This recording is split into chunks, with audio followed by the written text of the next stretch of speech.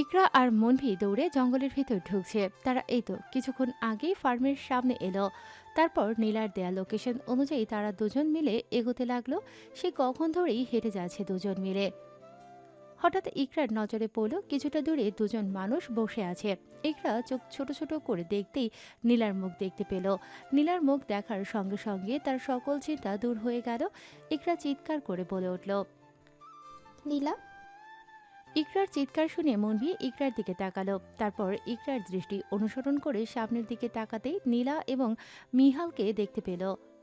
ওইদিকে ইকরার কণ্ঠ নীলার কানে যেতেই সে বসা থেকে উঠে দাঁড়ালো। মিহালও ধীরে ধীরে দাঁড়িয়ে পড়ল। সামনের দিকে তাকাতেই দেখলো মনভি আর ইকরা তাদের দিকেই এগিয়ে আসে। নীলা কয়েক কদম সামনের দিকে এগিয়ে গেল। ইকরা দৌড় দিয়ে এসে নীলাকে শক্ত করে জড়িয়ে ধরল। নীলাও ইকরাকে শক্ত করে জড়িয়ে ধরল। মনভি এসে মিহালকে জড়িয়ে ধরতেই মিহাল মৃদু আর্তনাদ করে উঠল। আসলে মনভি না জেনে ভুলবশত মিহালের আঘাতপ্রাপ্ত স্থানে ব্যথা দিয়ে ফেলেছে। মিহালের আর্তনাদ শুনে নীলা, ইকরা এবং মনভি তিনজনেই মিহালের দিকে তাকালো। মিহাল নিজের এক হাত দিয়ে আরেক হাত চেপে ধরল। চোখ মুখ কুঁচকে রয়েছে সে। নীলা তড়িঘড়ি করে মিহালের কাছে এসে ব্যস্ত কণ্ঠে বলল। বেশি ব্যথা করছে কি? চলুন এখন আমরা বাড়ি ফিরে যাই। ওরা তো এসেই পড়েছে। না না না, বাড়ি না গিয়ে আগে হসপিটালে যাব। মিহালের নীলার কথা কর্ণপাত হলো কিনা কে জানে। মিহাল নিজের হাত চেপে ধরে মনভির দিকে তাকিয়ে বলল। কাউকে ফোন দিয়ে বল বাসায় ইমাম সাহেবকে নিয়ে আসতে। আমি আর নীলা আজ বিয়ে করব এবং আমি কোনো কথা শুনতে চাই না। যা বলছি তাই কর। মনভি কি বলবে বুঝতে পারল না। সে নীলার দিকে তাকালো। নীলা তাকে ইশারা দিয়ে কিছু বলার চেষ্টা করছে। মনভি এবং ইকরা কেউই কিছু বুঝতে পারল না। তাই মনভি আগ বাড়িয়ে মিহালকে বলল। ব্যথা পেয়েছিস হাতে, কিন্তু তোর মাথার তার ছিঁড়ে গেল কি করে? তুই জানিস না নীলা বিবাহিত? ও তো ইরফানের স্ত্রী। তুই কি করে নীলাকে বিয়ে করবি? মাথা নষ্ট। কথাটা সম্পূর্ণ করার আগেই মনভির পেটে মিহাল ঘুষি দিল। মনভি পেট চেপে হাঁটু গেড়ে বসে পড়ল এবং মৃদু আর্তনাদ করল। নীলা আর ইকরা অবাক হয়ে গেল। এমন কিছুর জন্য কি ও প্রস্তুত ছিল না। মিহাল মনভির পায়ে লাথি মেরে বলল। অ্যাক্টিং ভালো করে করতে পারিস না। আমি জেনে গিয়েছি যে আমার নীলাঞ্জনা বিবাহিত না, তাই এখন নাটক বন্ধ কর তুই। মনভি পেট চেপে হেসে উঠল। সে যে খুব ব্যথা পেয়েছে বিষয়টি এমন নয়। এরকম জিনিস তাদের মাঝে খুব নর্মাল। সেও মিহালকে মাঝে মধ্যে এভাবে আক্রমণ করে, কিন্তু আজ তার হাসি পেল এইটা ভেবে যে মিহাল সব সত্যি জেনে গিয়েছে। এতদিন যে তারা মিহালকে নাকে দড়ি দিয়ে ঘুরিয়েছে, এখন না মিহাল আবার তাদেরকে নাকে দড়ি দিয়ে ঘোরায়। এরকম কিছুই অগ্রিম আভাস পাচ্ছে সে, তাই দুঃখে হাসছে। মনবিকে হাসতে দেখে নীলা আর ইকরা অবাকের চরম পর্যায়ে চলে গেল। ইকরা নীলাকে কোনো দিয়ে গুতা দিচ্ছে, তো আবার নীলা ইকরাকে দিচ্ছে। মিহাল ইকরার সামনে গিয়ে জিজ্ঞেস করল। তোমরা কি গাড়ি করে এসেছো? ইকরা মাথা নেড়ে সম্মতি জানালো। মিহাল জিজ্ঞেস করল। গাড়ি কোথায়? ইকরা আমতা আমতা করে বলল। মেইন রোডে। কথাটি শোনা মাত্রই মিহাল একবার মনভির দিকে তাকিয়ে সামনের দিকে যেতে লাগলো। হাঁটতে হাঁটতে বলল। তাড়াতাড়ি তুই ওদেরকে নিয়ে আয়, আমি গাড়িতে গিয়ে বসছি। আজ আমার বিয়ে, বাড়িতে গিয়ে তো একটু রেডি হতে হবে। বলেই গটগট পায়ে সামনের দিকে এগোতে লাগলো। নীলা হাঁ করে মিহালের চলে যাওয়ার দিকে তাকিয়ে রইল। ইকরা নীলার হাঁ করা মুখ বন্ধ করে দিল। মনভি নীলার কাছে এসে সবটা জানতে চাইলে নীলা ইকরা এবং মনভিকে সমস্ত ঘটনা খুলে বলল এবং এটাও বলল যে মিহাল সব সত্য জেনে গিয়েছে। ব্যাস, শেষের কথাটি শুনতে না শুনতে মনভি পকেট থেকে ফোন বের করে কোনো এক বন্ধুকে কল লাগালো এবং বলল। এখনই মিহালের বাড়িতে ইমামকে নিয়ে আয়। আসবি, বিয়ে পড়ানো হবে। নীলা তো মনভির কাণ্ডে অবাক হয়ে তাকিয়ে রয়েছে মনভির দিকে। ইকরা যেমন অবাক হয়েছে তেমনি মিটিমিটি হাসে। মনভি কল কেটে নীলার দিকে তাকাতেই দেখলো নীলা তার দিকে অগ্নিদৃষ্টি নিক্ষেপ করছে। মনভি দাঁত কেলিয়ে মাথা চুলকে বলতে লাগলো। যেহেতু তোমার প্রফেসর সব সত্য জেনে গিয়েছে, তার মানে এখন আমি তোমার পক্ষে। আমার পিঠের চামড়া খুলে এসে তার ঘোড়ার শীতের কাপড় বানাবে, এবং আমি এই রিস্ক নিতে চাই না। তোমাদেরকেও বিয়ে করিয়ে দিই এবং নিজের লাইনও ক্লিয়ার করি। তোমরাও শান্তিতে থাকো, আমিও শান্তিতে থাকি। ইকরা শব্দ করে হেসে উঠল। মনভীর কথা শুনে নীলা অসহায় দৃষ্টিতে একবার ইকরার দিকে তাকাচ্ছে তো আরেকবার মনভীর দিকে তাকাচ্ছে। বুঝতে পারছে না পরিস্থিতি কোন দিক দিয়ে গড়িয়ে যাচ্ছে। মনভীর নীলার দিকে তাকিয়ে শান্ত স্বরে বলল, যা হবে ভালোই হবে, তাই প্যারা নিও না বনু। আর বিহার সবসময় তোমাকে ভালো রাখবে। ইকরা নীলার হাত ধরে আস্থা দিয়ে বলল। সব ঠিক হয়ে যাবে, এখন চল। তারপর আর কি, তারা তিনজন মিলে সামনের দিকে অগ্রসর হলো। গাড়ির কাছে গিয়ে দেখলো মিহাল ফ্রন্ট সিটে বসে আছে। ডান হাত দিয়ে বাম হাতের বাহু চেপে ধরে রেখেছে। গাড়ির জানালায় মাথা কাত করে চোখ বন্ধ করে রেখে বসে আছে। নীলা অসহায় দৃষ্টিতে তাকালো মিহালের দিকে, মনে মনে বলল, ওনার কি বেশি কষ্ট হচ্ছে?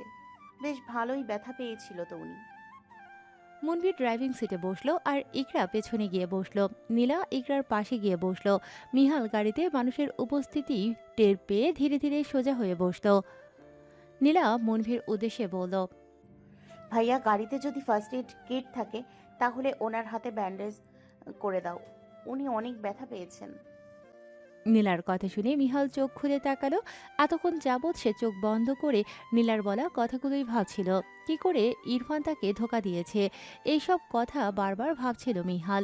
এবং ইরফান এর উপর প্রতিশোধ নেয়ার আগুন আরও জ্বলছিল। কিন্তু এই মুহূর্তে নীলার তার জন্য চিন্তা দেখে মনের ভেতরে জ্বলতে থাকা আগুন যেন নিভে এলো। তবুও কণ্ঠে গাম্ভীর্য বজায় রেখে ফার্স্ট এড কিট বের করতে থাকা মনভীর উদ্দেশ্যে বলল, আমার জন্য কাউকে এত চিন্তা করতে হবে না। যদি কারোর আমার জন্য এত চিন্তা থাকে তাহলে বিয়ের পর যদি মনে হয় নিজ দায়িত্বে আমার সেবা করবে। মিহালের কথা শুনে মনভীর হাত থেমে গেল। সে নিজের বন্ধুকে খুব ভালো করেই চেনে, তাই ফার্স্ট এড কিট আবার জায়গা মতো রেখে দিল। নীলা সরু চোখে মিহালকে দেখছে। এই লোকটি আজ তাকে বেশি ভাব দেখাচ্ছে। নীলা মনে মনে বলল, একবার বিয়ে করি তারপর মজা বোঝাবো। কিন্তু পরক্ষণেই নিজের চিন্তা ভাবনা দেখে নীলা অবাক না হয়ে পারল না। সে কেন মিহালকে বিয়ে করার কথা ভাবছে। নীলা বিরক্তিতে নিজের দু হাত দিয়ে মুখ ঢেকে ফেলল এবং এভাবেই বসে থাকলো। গাড়ি এসে থামলো মিহালের অ্যাপার্টমেন্টের সামনে। একে একে সবাই গাড়ি থেকে নেমে এলো। নীলা বুঝতেই পারছে না কি হতে চলেছে অথবা তার এখন কি করা উচিত। মিহাল হেঁটে নীলার পাশে এসে দাঁড়ালো। মুনভি আর ইকরা বাড়ির ভেতরে চলে যেতে লাগলো। তারা মূলত নীলা এবং মিহালকে একার সময় দিচ্ছে। নীলা মিহালের দিকে তাকিয়ে বলল, ভেবে চিন্তে সিদ্ধান্ত নিচ্ছেন তো? দেখা যাবে ভবিষ্যতে পস্তাতে হবে। মিহাল নীলার দিকে না তাকিয়ে বলল, পস্তাতে তো হবে।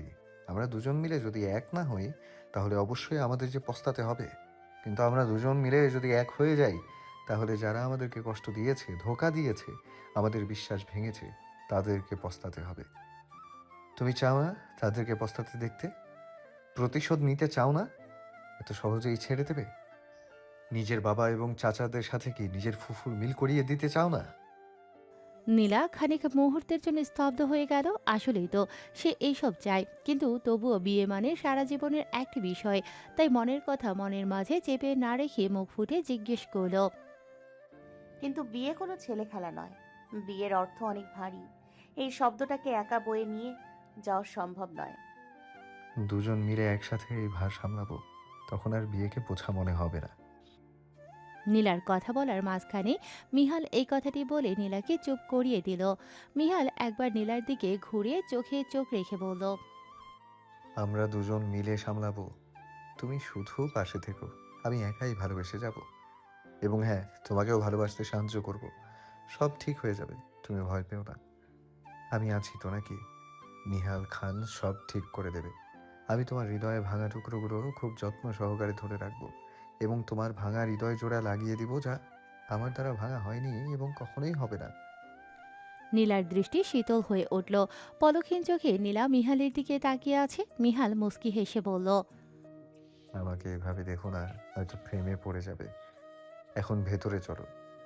বলে সে সামনের দিকে এগিয়ে যেতে লাগলো। নীলার মুখ লজ্জায় লাল হয়ে গেল। নীলার মনে এক অদ্ভুত অনুভূতি হচ্ছে, যা সে খুব ভালোভাবে টের পাচ্ছে।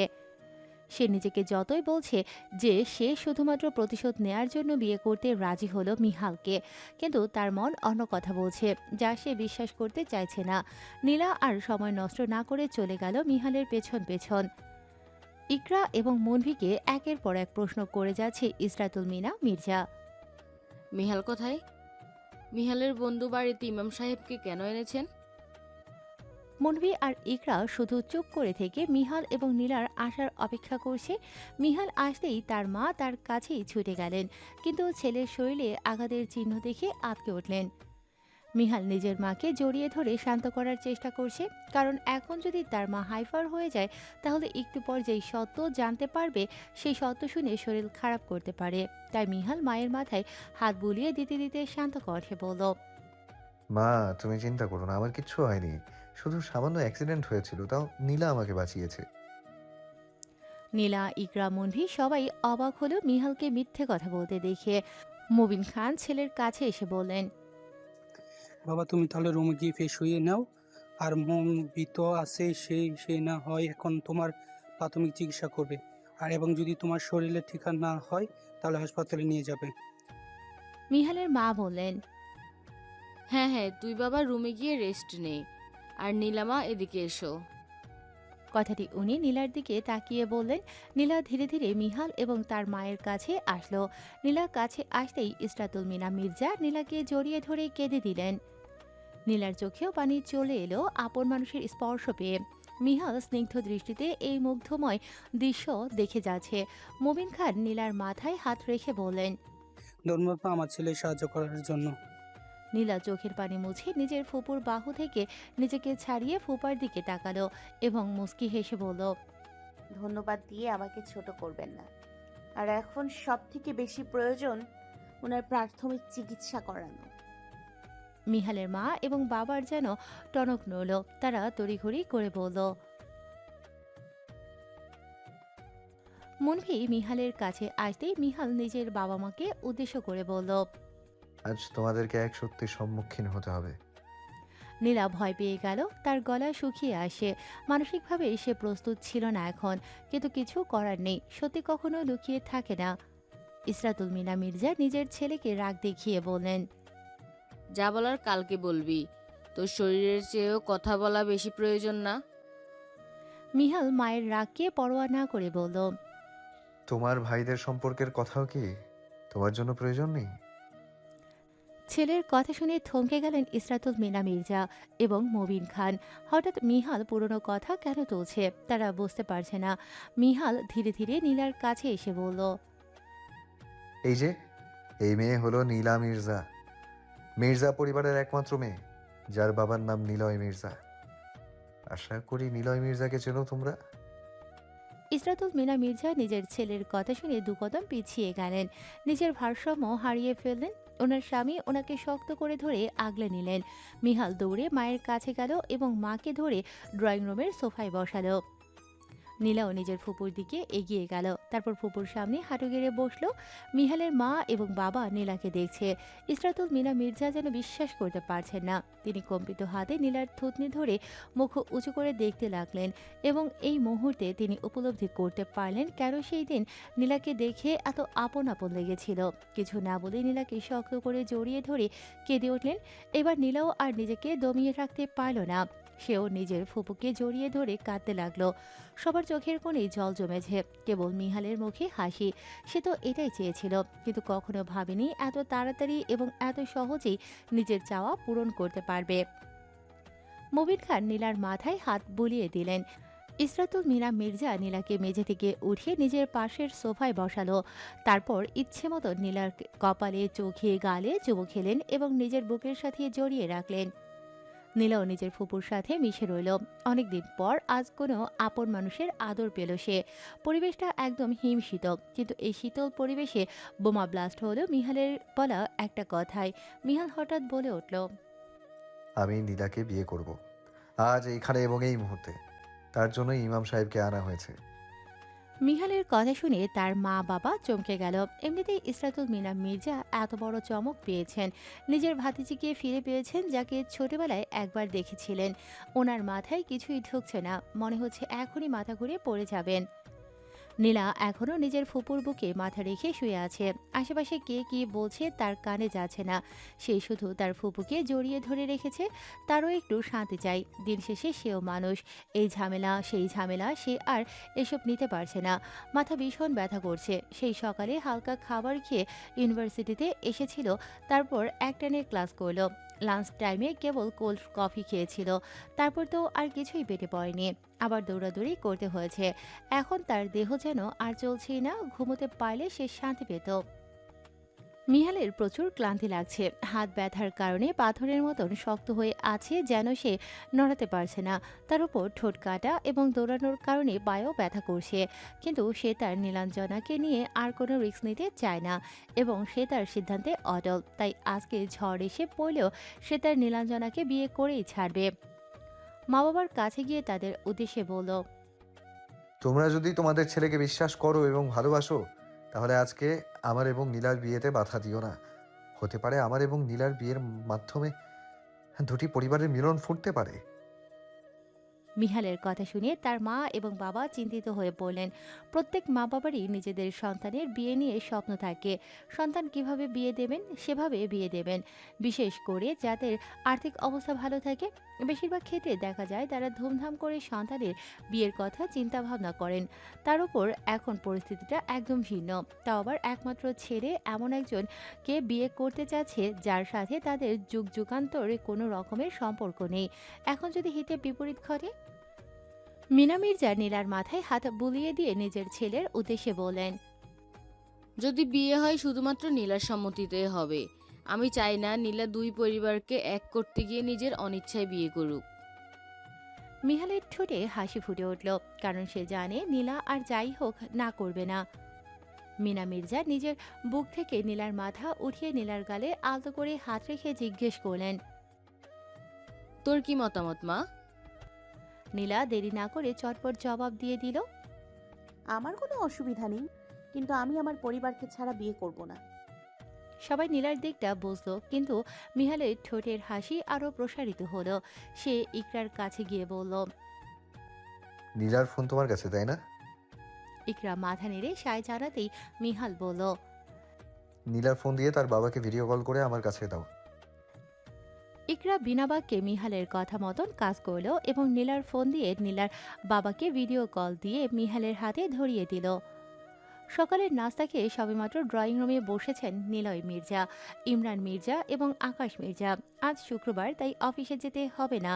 ইরফান, আবির এবং ইবাদ তারাও ড্রয়িং রুমে বসে আছে। আর সেই কাজের বুয়া দিয়ে মাথায় তেল মালিশ করাচ্ছে। আর বাড়ির গৃহিণীরা সবার জন্য চা বানাতে ব্যস্ত রান্নাঘরে।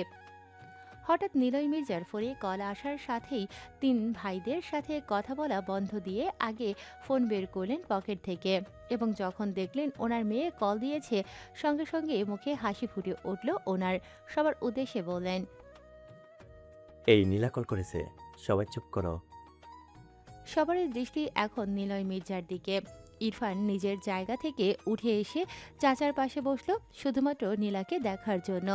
এতক্ষণে বাড়ির গিন্নিরাও সবার জন্য চা নিয়ে এসে পড়েছেন। বলতে গেলে সবাই এখন ড্রয়িং রুমে একসাথে উপস্থিত। নিলয় মির্জা কল ধরতেই নিজের মেয়ের জায়গায় একজন সুদর্শন যুবককে দেখলেন। ইরফান ফোনের স্ক্রিনে থাকা লোকটিকে দেখে থমকে গেল। মনে হচ্ছে তার সব প্ল্যান নষ্ট হয়ে গিয়েছে। এক অজানা ভয় এসে তাকে ঘিরে ধরেছে। মিহাল নিলয় মির্জাকে দেখে সালাম দিয়ে বলল, শ্বশুর মশাই, নিজের বোনের সাথে কথা বলুন। বলে ব্যাক ক্যামেরা করে নীলা এবং নিজের মাকে দেখাতে লাগলো। নিলয় মির্জা এত বছর পর নিজের বোনকে দেখে থমকে গেলেন। হাত কাঁপতে লাগলো এবং ফলস্বরূপ হাত থেকে ফোন নিচে পড়ে গেল। চোখ দিয়ে অঝরে পানি গড়িয়ে পড়তে লাগলো। সবাই ব্যস্ত হয়ে নিলয় মির্জার কাছে এলেন। ইমরান মির্জা নিলয় মির্জার কাছে এসে জিজ্ঞেস করলেন, ভাই, কি হয়েছে তোর? কাঁদছিস কেন? নিলয় মির্জা কান্না করতে করতে বললেন, ফোনে ফোন মিনু। সবার যেন মনে হলো তারা ভুল শুনেছে। আর ইরফানের তো জান যায় যায় অবস্থা। আর সে কিছুই বুঝতে না পেরে জায়গা থেকে উঠে এলো এবং এদিকে সবার মাঝখানে এসে দাঁড়ালো। মিহাল চুপচাপ নিজের মায়ের কাছে গিয়ে মায়ের হাতে ফোন ধরিয়ে দিল। মিনা মির্জা কেবল একটি দেয়াল দেখতে পারছেন, কিন্তু বাড়ির দেয়ালটি খুব চিরপরিচিত। আসলে ফোন মাটিতে পড়ে যাওয়ার কারণে ক্যামেরা উপরে উঠে আছে এবং শুধু মির্জা বাড়ির দেয়াল দেখা যাচ্ছে। মিনা মির্জার এই দেয়াল চিনতে অসুবিধে হলো না। ওনার চোখে পানি চলে এলো, কিন্তু এই পানি হলো সুখের চোখের পানি। কতগুলো বছর অপেক্ষা করেছিলেন নিজের পরিবারের সাথে কথা বলার জন্য, পরিবারের মুখ দেখার জন্য কত রাত জেগে কান্না করেছেন, কিন্তু এখন মনে হচ্ছে আজ ওনার ছেলে এবং ভাতিজির জন্য ওনার সবচেয়ে বড় ইচ্ছে পূরণ হবে। ইমরান মির্জা মাটিতে পড়ে